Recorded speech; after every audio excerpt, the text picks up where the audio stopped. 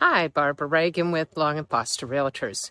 If you're thinking about buying or renting in an over 55 community, I want to help you ask the right questions before you sign anything. These communities can be a wonderful fit, but they all run a little differently.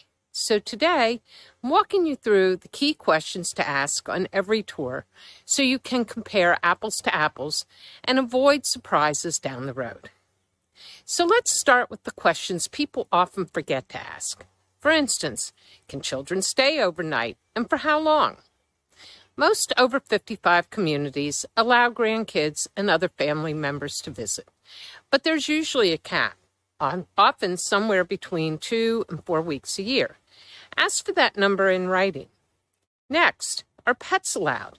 And if so, what kind, how many, and is there a weight or breed restriction? Some communities are very relaxed. Others only allow one small dog or cat. Are fences permitted? If you like your privacy or you're bringing a pet, ask about the community's rules on fencing, landscaping, and what you're allowed to change on the outside of your home. Next, can I rent out my home if I decide to? This matters more often than people think. Whether you might rent it out seasonally, or need to someday if your plans change. Some HOAs restrict rentals entirely. Others require minimum lease terms, and some cap the number of homes that can be rented at once. And there may be restrictions on who can rent it. I remember selling a home in a neighborhood here in the Richmond area that did not allow for rentals, but would make an exception for a family member. Now let's talk about money, because this is where people get caught off guard. What exactly do the Homeowners Association dues cover? Don't just ask the dollar amount. Ask what's included. Landscaping, roof and exterior maintenance, trash pickup, access to the clubhouse, pool, or fitness center. Two communities can have similar dues, but very different values. Are there any planned or upcoming special assessments?